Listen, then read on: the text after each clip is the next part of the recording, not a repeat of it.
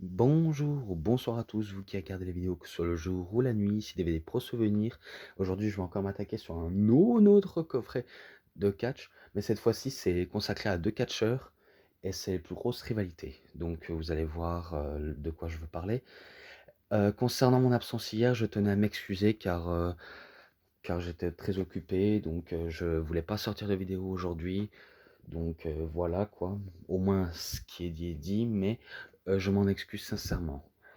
Et, euh, et concernant mes vidéos, si jamais j'ai des soucis, on va dire techniques, par exemple, la vidéo que j'ai sortie sur Kane, en fait, elle a été mise en un et 2 parties, car je croyais l'avoir filmée entièrement.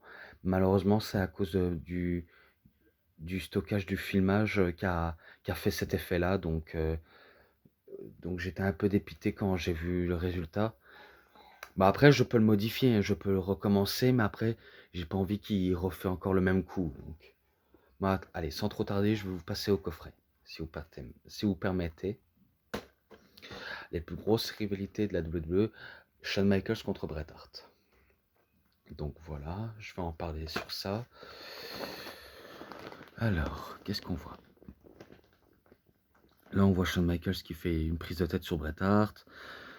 Là, leur match de l'échelle, je ne sais pas si c'est au Survivor Series, je crois. Là, c'est dans un match en cage où Shawn Michaels fait un boomerang. Et là, c'est lors du Iron Man match à WrestleMania 12. Et ce coffret est en anglais.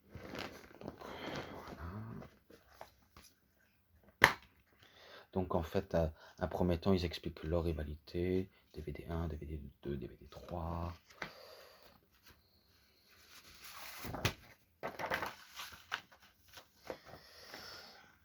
Et là, Bret Hart qui fait un figure 4 leg lock sur Shawn Michaels au Survivor Series 1997, donc le fameux Montreal Screwjob. Avec Earl Hebner en fond gris. Donc alors,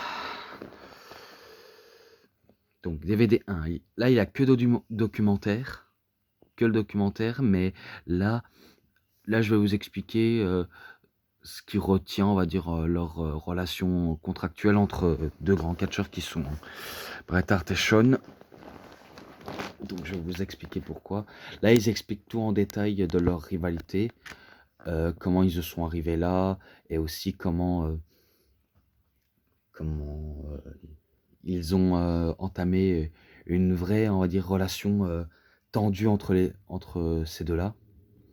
Donc, tout d'abord, San Antonio contre Calgary au Canada. Donc, on va dire USA contre Canada. On peut appeler ça comme ça. Donc là, c'est question de ville et pas de pays. Rockers contre Art Foundation. Donc là, ils parlent de la fois où ils ont commencé en équipe tous les deux. Shawn Michaels avec Marty Jannetty, Bret Hart avec Jim Neidhart. Donc ils expliquent ça. Ensuite, euh, les deux en solo. Heartbreak Kid, donc le briseur de cœur pour Shawn Michaels.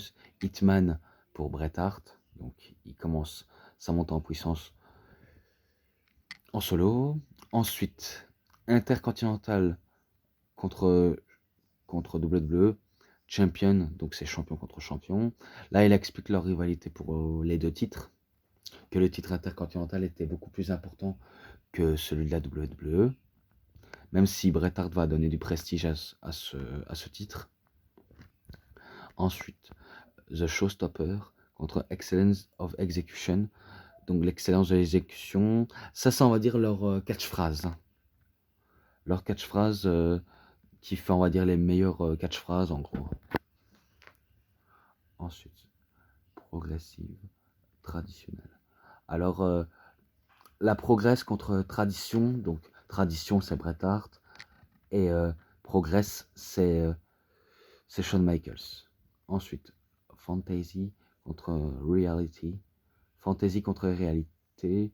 Donc je crois, je crois qu'on va dire la réalité c'est Bret Hart, car son catch est très technique, très rude, et fantasy, ben, c'est le côté, on va dire, je sais pas si c'est ça, mais je crois que c'est, on va dire, quelque chose, on va dire, d'assez, explorer, je crois. Non, pas explorer, émotionnel. J'ai pas d'autre explication, mais je crois que c'est ça. Émotionnellement, fantasy. Ensuite, respect contre trust. Donc voilà, ça veut tout dire. Rédemption contre réconciliation. Alors, rédemption, ça c'est quand il parle des problèmes de drogue pour Shawn Michaels, car il revient après ça. Et réconciliation, ça c'est quand il se réconcilie avec, on va dire, son frère Owen, British Bulldog, Jim Neidhart, pour former la Hart Foundation, mais aussi réconciliation avec qui? Devinez qui? Shawn Michaels. Oui, oui, oui. Donc, et ensuite, Open versus Peace. Donc, la paix, c'est Bret Hart, et, euh, et un petit bout de chemin pour Shawn, hein, même si c'est pas du tout la même référence, mais au moins ça se termine là-dessus. Ils ont parlé de tout et de rien, de leur rivalité sans faille. Donc là, ils expliquent là, donc c'est la fin du documentaire, et maintenant je passe au match. Alors, là, il y a 2 matchs possibles. Là, il y a 2 matchs en équipe. Bon, d'abord, ça c'est au Madison Square Garden le 25 novembre 1989. Je crois que c'est là où les deux finissent le match où il n'y a pas de vainqueur. Donc, oui, oui, c'est ça, c'est ça. Donc c'est là où il n'y a pas de vainqueur. La note globale, oh purée. Celui-là, j'ai sûrement oublié. J'ai sûrement oublié. Ou alors, si vous voulez, quand je vais la trouver la note globale sur My Journey, je la mettrai dans la description, donc je la marquerai. Donc, ou alors je vais voir tout de suite hein, en faisant une coupure et vous le dévoiler tout de suite. Donc attendez, je vais vite revenir. Alors, j'ai regardé sur leur premier match, c'est 3,10. Donc voilà. Ensuite, Bret Hart contre Shawn Michaels à Wrestling Challenge, 10 février 1990. Donc là, c'est encore la WWE. Et je crois que c'est encore une émission de chez eux. Euh, Si je me trompe pas, je me rappelle qu'il y avait des enchaînements de techniques. Donc Shawn va du côté de la technique, Bret Hart aussi. Mais c'est, on va dire, plus Bret Hart qui va dans technique traditionnelle Hart. Donc, et je crois qu'il remporte le match, ou alors il y avait encore un double disqualification. Non, non, je pense pas. Je pense pas que ça se termine sur ça. Non, c'est une victoire de Bret Hart sur un sharpshooter. Ouais, c'est une victoire de Bret Hart sur un sharpshooter. Donc voilà. Ce match-là, je le mettrais à 3,20 et ce n'est que le début. Ensuite, au Tokyo Dome, le 30 mars 1991. Pourquoi je dis 81, mais non. Et arrête de flouter, s'il te plaît. Donc ils sont au Tokyo Dome, au Japon. Je crois que c'est peut-être là où ils font une association entre la New Japan Pro Wrestling, la All Japan Pro Wrestling et la WWF. Donc ils font triple association. Et après, ben, je crois quelques mois ou un an plus tard, ils font une association que SWS, une fédération peut-être inconnue, mais qui, qui a déjà fait une association avec la WWE. Ouais, je m'en rappelle. En tout cas, c'est étonnant d'avoir du catch japonais dans ce coffret. Car, car je sais bien que la Heart Foundation ont beaucoup catché au Japon. Mais Shawn Michaels, je crois qu'il a déjà été une fois, mais à la FMW, je crois qu'il a déjà été. Mais une fois. Mais après, c'est, on va dire, le plus récent des matchs. Mais après, il est pas mal. Vraiment pas mal. En plus, il y a des commentaires japonais. Donc, en commentaires japonais, j'adore car c'est énorme. Certains le pensent que oui, certains pensent que non. Mais il est vraiment pas mal. Donc, je crois que c'est une victoire encore de la Hart Foundation. Ouais, c'est encore une victoire de eux. Et ce match-là, je le mettrais pareil à 3,20. Voilà. Ensuite, match de l'échelle pour le championnat intercontinental de la WWE. Bret Hart contre Shawn Michaels à Portland. Mais eux. Enfin, je connais pas, on va dire, le nom de la ville, mais en tout cas, c'est Méheux, mais c'est pas Méheux la ville, mais j'ai un peu du mal, mais c'est pas grave. Donc le 21 juillet 1992. Donc là, Bret Hart, il est en mode Hitman et Shawn Michaels en Heartbreak Kid. Non, normalement, c'est ça. Ils se lancent solo et ils ont tous les deux leur gimmick à eux. Je crois que... Ouais, eux, ils nous disent que c'est le premier match de l'échelle alors qu'il y a déjà eu d'autres matchs de l'échelle, hein. Mais pour la WWE, ils disent que c'est le match de l'échelle. Donc pour eux, c'est le premier match. Mais je me rappelle qu'ils ont fait des spots et je me rappelle que Shawn Michaels utilisait l'échelle de manière efficace et assez révolutionnaire. Car il étonne tout le monde grâce à ses talents dans le ring et notamment... attendez, je vais revenir. Bon, voilà, je suis revenu. Donc, je disais, ben, il faisait des spots sur l'échelle, de manière révolutionnaire. Et Bret Hart, ben, je ne sais pas s'il était à l'aise sur une échelle, mais en tout cas, il savait aussi maintenir l'échelle. Et si je crois bien, c'est encore une victoire de Bret Hart. Je crois que c'est une victoire de Bret Hart et que c'est Bret Hart qui était arrivé champion. Mais par contre, il en manque des matchs dans ce coffret, il en manque, hein. Mais à mon avis, ils ont voulu raccourcir les matchs de eux, alors qu'il y en a une blinde. Mais c'est pas grave, du fait que ça fait plaisir de découvrir ça. Donc, ce match-là, je crois que je le mettrai un 3,5. Ce qu'il a dit, voilà. Ensuite, encore Bret Hart contre Shawn Michaels. Et cette fois-ci, pour le championnat intercontinental. Oh là là. À Syracuse, New York, 29 avril 1992. Je sais pas si c'est... Ah ben non, c'est une ville de New York. Donc, c'est encore pour le match intercontinental. Ou alors, peut-être que je me suis trompé sur entre là et là. Peut-être que c'est une victoire de Shawn Michaels sur Bret Hart. Mais à mon avis, c'est peut-être possible, hein. C'est possible. Mais là, je crois qu'il y a sûrement pas d'erreur, normalement. Vraiment pas d'erreur. Bon, pour, ré- pour récapituler, Shawn Michaels fait tout pour que Bret Hart reste au sol, pour qu'il puisse enfin le battre, même s'il a peut-être battu dans un match de l'échelle.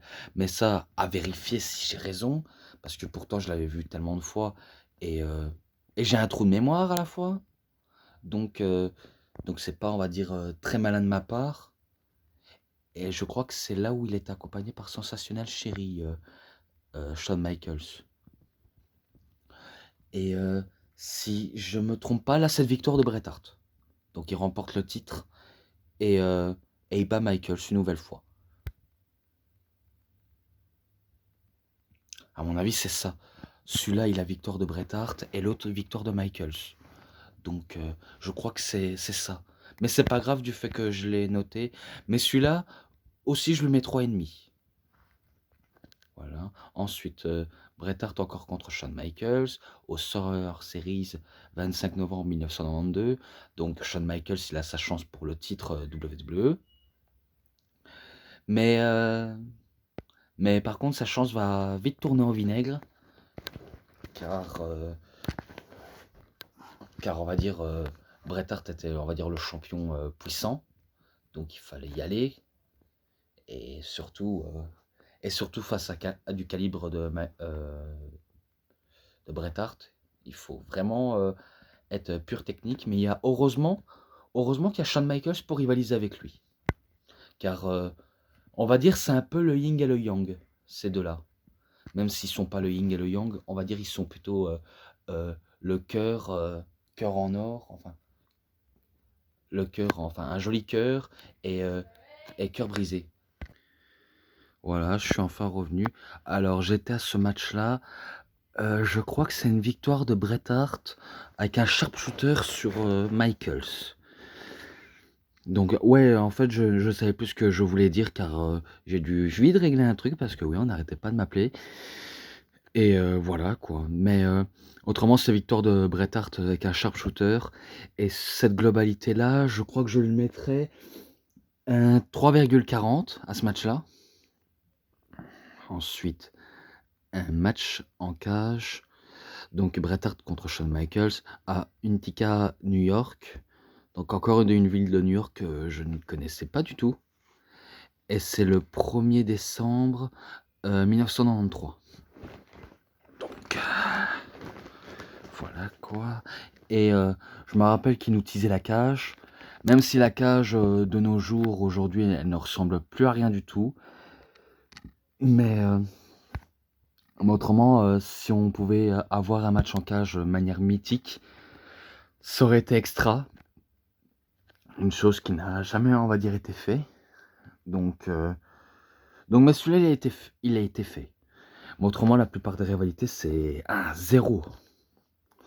Mais des rivalités comme ça, que ce soit Angle, Benoit ou... En tout cas, j'en connais pas beaucoup qui font des excellents matchs de catch dans un match en cage. Mais celui-là, il était vraiment top. Celui-là. On peut même sortir par la porte et par-dessus les barreaux. Si je me trompe pas, c'est une victoire de Bret Hart. Une nouvelle fois. Normalement, oui. Oui, c'est une victoire de Bret Hart. Je crois qu'il remporte le match en sortant par la porte. Oui, c'est ça, c'est ça. Donc voilà, ce match, il est pas mal. Je lui mettrais un 3,60 à ce match-là. Il faut que j'avance. Ensuite, DVD 3. Là, c'est pour un Ironman match pour le championnat de la WWE. Bret Hart contre Shawn Michaels à WrestleMania 12 le 31 mars 1996. Pour moi, comme j'avais dit dans une de mes reviews de Mr. WrestleMania, pour moi, c'est l'un des classiques. C'est sûr et certain, c'est l'un des meilleurs classiques que j'ai vu dans ce coffret, comme le coffret Mr. WrestleMania. Donc pour moi, c'est, on va dire, le match à avoir. Même si vous le trouvez long sous les bords, ou encore ça mérite même pas d'avoir cette note globalité. Il y en a qui le pensent de cette manière-là, mais moi, j'ai une manière bien différente. Il s'est passé tout dans ce match. De la technique, de la voltige de la part de Shawn, la rudesse du côté de Bret et la psychologie des deux hommes. Donc, il nous montre qui savent le faire dans le ring pour montrer que c'est pas, on va dire, des gens qu'il faut pas les sous-estimer. Et je me rappelle dans ce match, personne va marquer un point chacun. Donc il n'y aura pas de tombées, enfin il y aura des tombées, mais à chaque fois les deux hommes se relèvent. Donc ils nous montrent que c'est eux, on va dire, les vrais bonhommes dans ces situations comme ça. Et je crois que le match va durer 1 heure et quelques, et après encore, on va dire, quelques minutes supplémentaires à la fin. Vous allez voir ça. Donc il y avait de tout, des piledrivers, des moonsaults, des tijuana, des quoi encore même des sharpshooters ou switch and music manqué, descente du coude, enfourchement, écrasement, qu'on appelle un body slam, des hip toss, la prise du maquille. Donc il s'est passé vraiment pas mal de tout dans ce match-là, vraiment de tout. Jusqu'à ce que Bret Hart fait un sharpshooter sur Bret Hart, Bret Hart fait un sharpshooter sur Shawn Michaels, ce que je raconte. Ouais, il fait ça sur Michaels, mais Michaels ne va pas abandonner. Et le compte à rebours continue jusqu'à ce qu'il la foule scande jusqu'à 0. Donc, vous voyez 10, 9, 8, 7, 6, 5, 4, 3, 2, 1, 0. C'est fini, la fin du match. Et après, à la fin, je crois que c'est Gorilla Monsoon qui dit qui annonce aux gens que le match doit continuer car il doit avoir un vainqueur. Donc le match doit reprendre. Donc c'est ce qu'ils vont faire. Le match va reprendre. Et, euh, et Bret Hart va vite s'acharner sur Shawn Michaels. Et Shawn Michaels, ben, il va vite riposter avec un switch une musique. Et après, le deuxième, ce sera la bonne. Donc, il fait un ultime switch in musique. Et là, c'est victoire de Shawn Michaels. Il remporte le match et le titre. Donc, excellent match. Il n'y a pas à dire, c'est un excellent match. En même temps que c'est un excellent célébration. Donc, ce match-là, pour moi, il vaut largement que les autres là. Donc celui-là, je lui mets un 5,10, comme j'avais mis à l'autre. Donc je mets un 5,10 sans hésiter. Voilà. Ensuite, Bret Hart se fait introniser au Hall of Fame. Il se fait introniser. Je me rappelle que dans la vidéo là, par contre, là la WWE n'a pas été vigilant. Je me rappelle que dans cette vidéo là, il y avait Chris Benoit. Donc Chris Benoit était dans la vidéo, mais par contre, il va pas prendre la parole. Mais je sais pas, on va dire que la WWE, on va dire, a mis l'image là exprès pour que Benoît fasse de la figuration. Donc c'est ça que je me rappelle dans cette intronisation de Bret Hart. Ouais, Bret Hart va parler de tout et de rien. Il va parler de ses apprentissages de catch qui sont intenses. Donc il va notamment parler de ses rivalités avec n'importe quel catcheur, notamment Stone Cold Steve Austin, son frère Owen, le Bulldog, Mr. Perfect et surtout Shawn Michaels. Enfin, je crois qu'il parle pas de lui pour raison qu'on la connaît, le fameux Montreal Screwjob. Par contre, il n'est pas dans ce coffret. Et, dommage pour ceux qui veulent découvrir, pareil pour moi, mais heureusement, j'ai le Target classique pour m'aider. Donc, Bret Hart se fait introniser et ça se termine sur ces beaux paroles. Donc, cette promo de la célébration, je lui mettrai un 3,80. Voilà, c'est fait. Ensuite, Bret Hart fait son retour à Raw et réconciliation avec Shawn Michaels. Donc à Raw le 4 janvier 2010. C'est là où, cette année où il fait son grand retour dans le monde du catch. Et certains pensent que c'était pour catcher et d'autres que c'était pour être en accord avec son patron et son collègue ennemi dans la vraie vie. Ouais, car à cette époque, ils se détestaient réellement. Mais autrement, c'est là où il revient à Raw et il y a une grosse standing ovation pour Bret Hart, pour son retour, car j'entendais Welcome back, welcome back, welcome back. Que ça tout le long de la promo. Et c'est là où Shawn Michaels vient et il dit ses fameux propos à Bret Hart en disant c'est vrai que toi et moi on se détestait, mais par contre on a su émerveiller nos fans, car malgré nos différences, on était adoré du public et qu'on a sorti là des meilleurs matchs qui est devenu un gros classique. Et c'est là où Bret et Shawn se serrent la main. Mais après, Shawn se retourne, enfin, dos vers Bret Hart.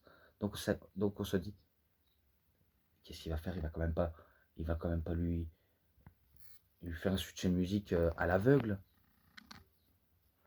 Et là, il se retourne et il fait un câlin à Bret Hart en disant c'est bon, c'est terminé notre vieille querelle, maintenant on est devenus bons collègues.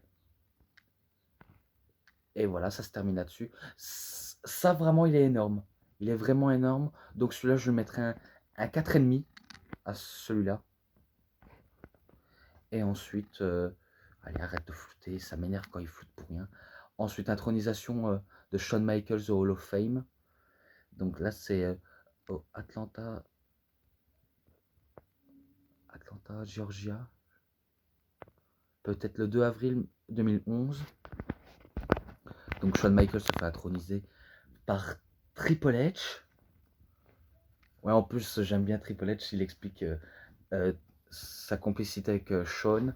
Et il expliquait lors d'un match récent face à Kane, où il avait dit qu'il avait commencé à loucher d'un œil. Et que maintenant, il se sent, on va dire, beaucoup plus indifférent avec un œil qui louche. Et j'aime bien, il essaie de l'imiter avec l'œil.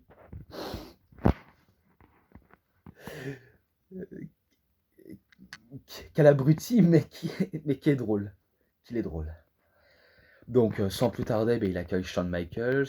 Et en plus, sa famille était là, sa fille, son fils et sa femme. Et ses parents aussi. Donc, ils étaient là pour voir leur fils se faire introniser dans le temple de la renommée, dans un sport qu'il a toujours idolâtré. Après, c'est pareil, Shawn parle de tout et de rien. Donc, il raconte tous ses beaux parcours, notamment match de l'échelle, Ironman match, pour le titre WWE.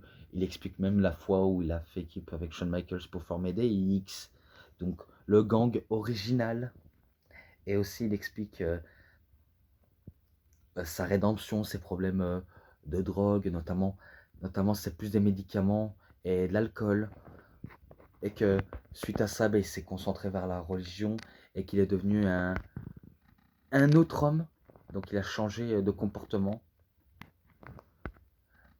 Par contre, vous croyez que les histoires comme ça sort de la bouche qui sort du kayfabe, mais à vrai dire, l'homme en question peut dire des réelles choses, à vrai dire, hein.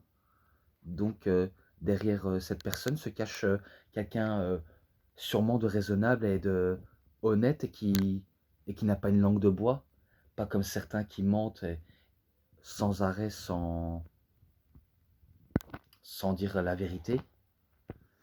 Et bien là, Michaels, là par contre derrière son personnage, mais là par contre c'est pas le catcheur qui parle, c'est plutôt l'homme retraité. Donc c'est son côté religieux maintenant. Donc là il explique ses péchés qu'il aurait jamais dû faire, enfin ses péchés de jeunesse, hein.